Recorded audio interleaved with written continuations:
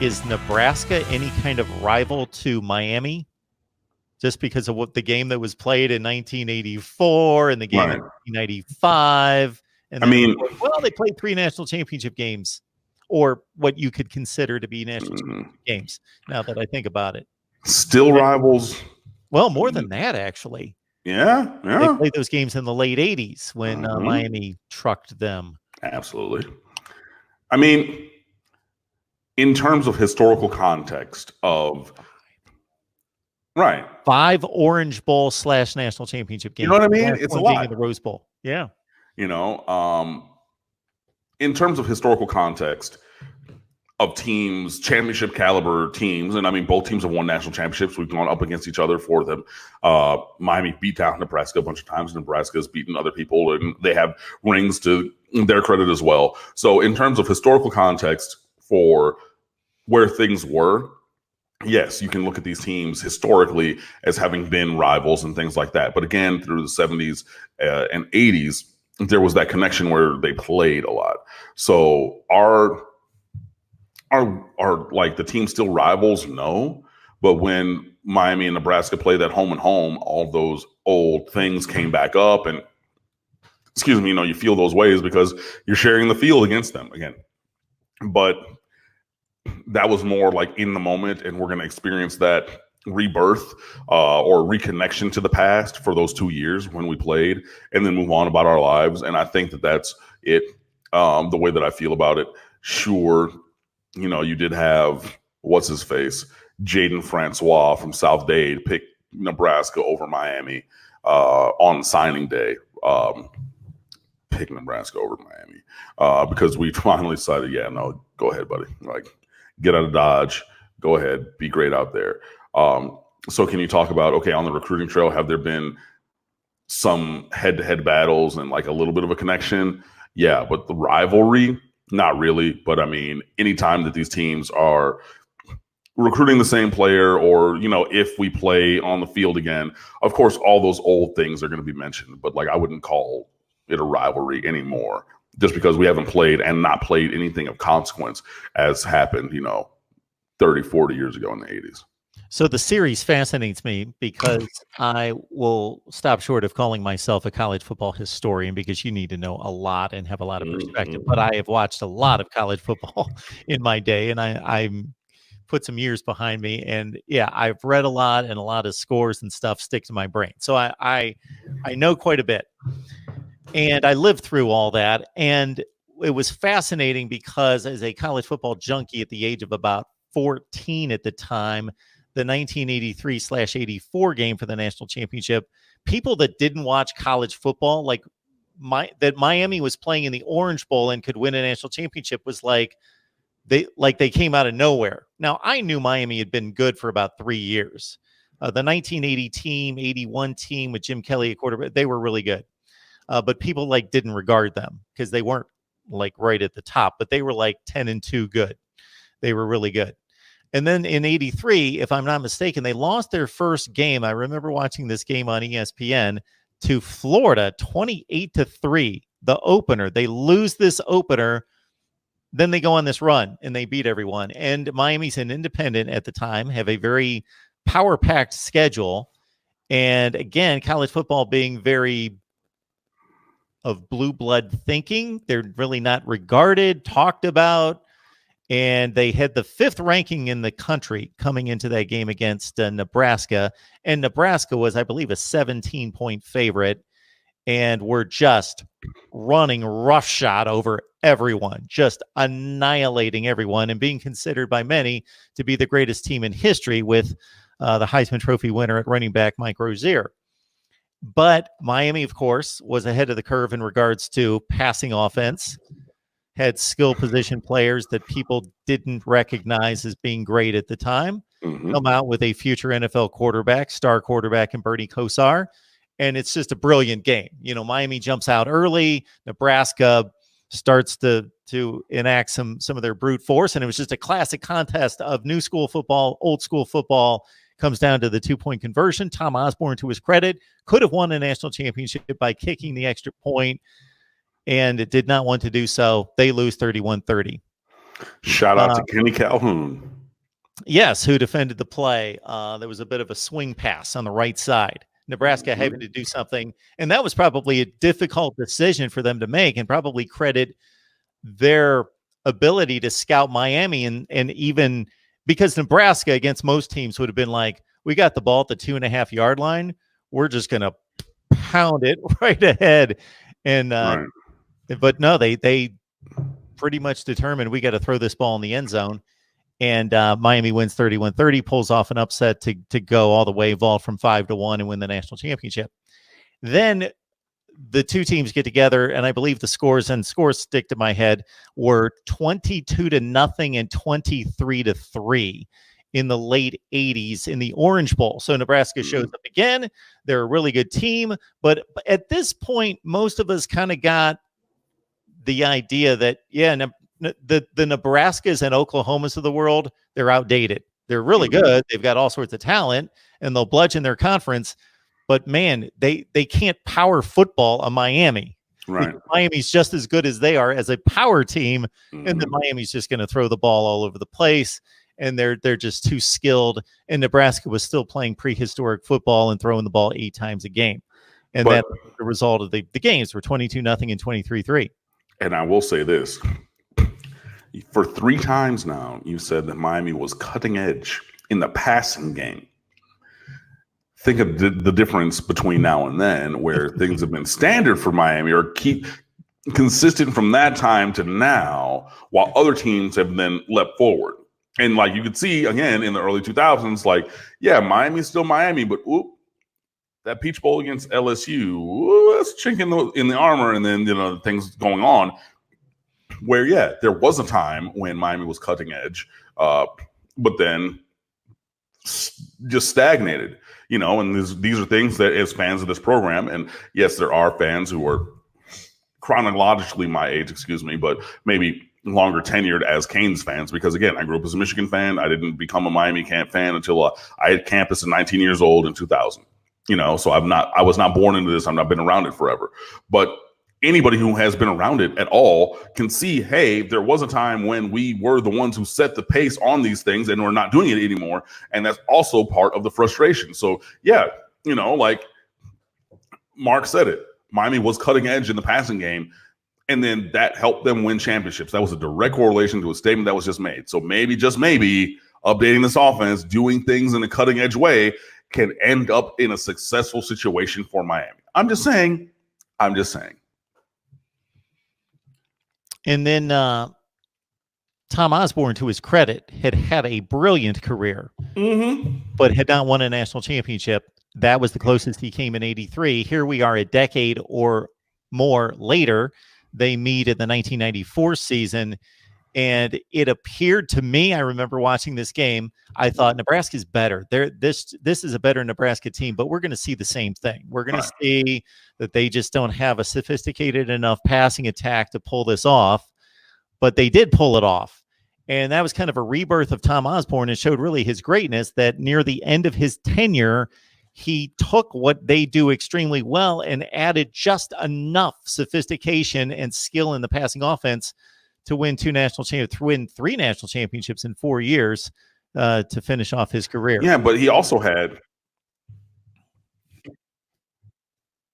Yeah, but I was also going to say that he had 2 of the best players at key positions. Tommy Frazier, Heisman Trophy winner, who was, incredible, and then Lawrence Phillips, from Southern California, had to get out of the hood. He goes out there. He's one of the best athletes ever to play at Nebraska at running back. And you put them 2 dudes together, it was, you still were grounding and pounding, triple option, doing things like that. But then again, this is even from having Heisman Trophy caliber players, people who actually won, Mike Rozier, like you talked about, he won Heisman Trophy. You had these caliber, these elite kind of running backs and things like that. But that pairing of quarterback and running back, it was different. 95 Nebraska was different. It was an incredible team. It really was. To my personal estimation, I look at it as Miami 2001 is the best college football team ever, and I'm never, ever, ever going to have that conversation again, so you can debate amongst yourselves. But on my list, the number 2 that I've seen and read about and researched things like that, it's 95 Nebraska. I mean, because those are some beasts, absolutely and truly. So yeah, that was that kind of a team. And again, yeah, that pairing at quarterback and running back was just dynamic, and it did propel them to another national championship for them. Yeah, they won the Orange Bowl and won the national championship over Miami the year before, 24-17. Obviously, the score indicates the closeness of the game. Then, generally that same team came to full maturity the next year, and they just bludgeoned Florida in the Fiesta Bowl to win the next 65 points on the board. It was a beautiful thing. Man. Oh, great. Just, man, you got the Nebraska fight song playing all the time. You just see those iconic red jerseys over white pants just running down the field. Oh, great. And wait, I'm talking about 2001 Miami. Like, I don't even remember, like, we won our most recent national championship against Nebraska. I mean, I don't necessarily think that the Nebraska team should have been there. And clearly, I think that we had named the score kind of capability and went into Operation Shutdown. The final score was 37-14, and it was in a 37-14 game. Yeah, it was really bad. That was like a 8-9 touchdown game. I mean, we could have done to Nebraska what Nebraska did to Florida in that Fiesta Bowl, or worse. I mean, we could have just honestly named the score and just kept running it up. I mean, they couldn't cover us, even though you had, Juwan Gross, who was a first-round draft pick at cornerback. He didn't have a chance, a snowball's chance in hell of covering Andre Johnson, let alone getting into any of the other guys. I mean, the running game was cooking. I mean, it was anything. And so, yeah, I mean, is there a storied history between the teams? Absolutely. Are they current rivals? No. But as we've talked about over these last few minutes, yeah, there's a strong history between Miami and Nebraska. I urge you, if you don't know all of these things, to go back and look them up, or look up the scores, read the recaps, watch the highlights or the full games that are available. Because, I mean, the matchups between Miami and Nebraska helped shape the world of college football that you know and love now, to be perfectly honest. If we're going to nitpick about scores, I said 65 against Florida. It was 62-24. Yes, I do recall that, and I'll get nitpicky with Mike Williams here.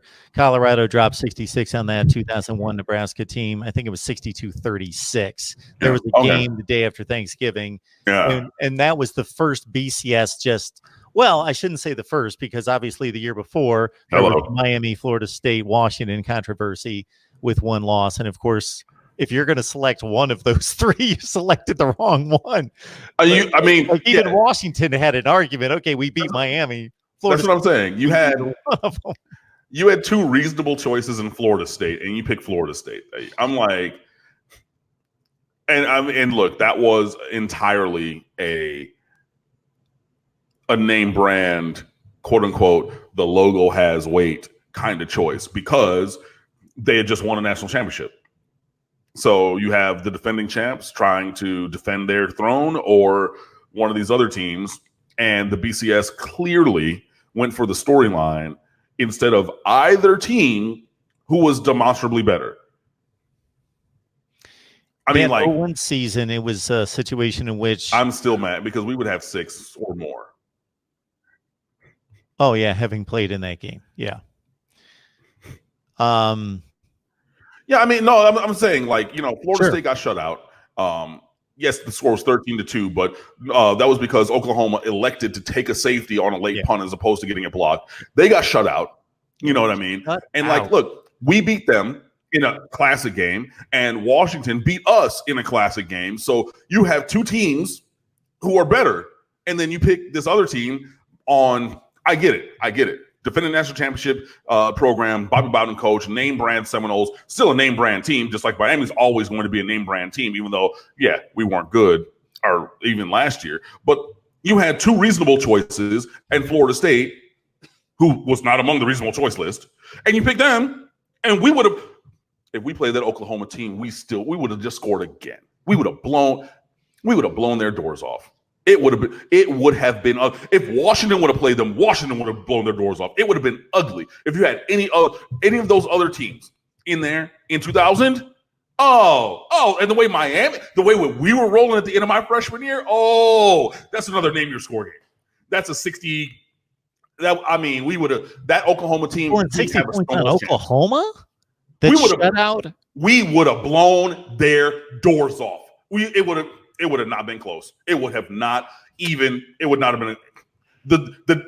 been a contest. That Miami team at the end of that year was playing the best football of anybody in the country. We would have blown their doors off. Absolutely, completely and totally. We would have scored 60 points against that. We would have destroyed them. But again, and I know you're like, Cam, cocky Miami fan. This is the 2000 team at the end of that year, though. This was peak optimization. This was at that level where I should be cocky fan. This was that kind of team on that kind of roll. Yet we'd have blown their doors off. How badly did you beat Florida State? Huh? How badly did you beat Florida State? We beat Florida State by 3 in October. No. Then how does that? But we kept that performance and they didn't. That's what I'm saying. We were at peak optimization. I know it's easy to look at the box scores and do this versus that. The way that team was playing, and I remember this. No. The way that team was playing, the way that we would have blown their doors off. It would have been ugly. It would have been ugly. We would have blown their doors off. Oh my God. Okay. I can see how you would come to that conclusion, but I just have a hard time believing it would have been that ugly against a team that shut out Florida State. That was that good defensively to take on that type of offensive skill talent and shut them out.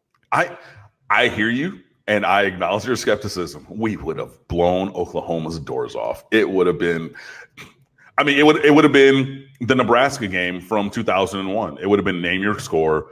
We score 40, 50. You get a defensive touchdown in there. You're pushing towards 60. We would have blown their doors off. It would have been. It would not have been a contest. We would have destroyed them. Okay.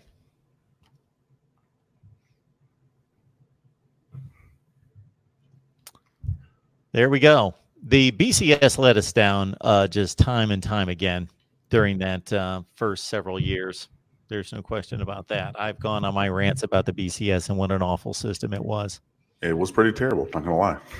Just 2 years after that, Oklahoma made it back to a national championship game and lost their conference championship game by 4 touchdowns to Kansas State. Yeah, that one was. And then they show up in the national championship game. But that was one where you had a predetermination. You had to, as long as they don't get embarrassed.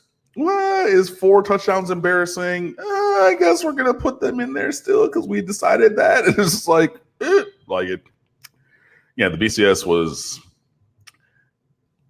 The bias was readily apparent, even though they said that there was none. But yeah. There you have it.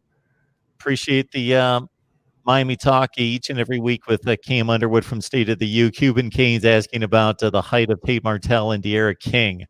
Don't care because he puts touchdowns up on the board.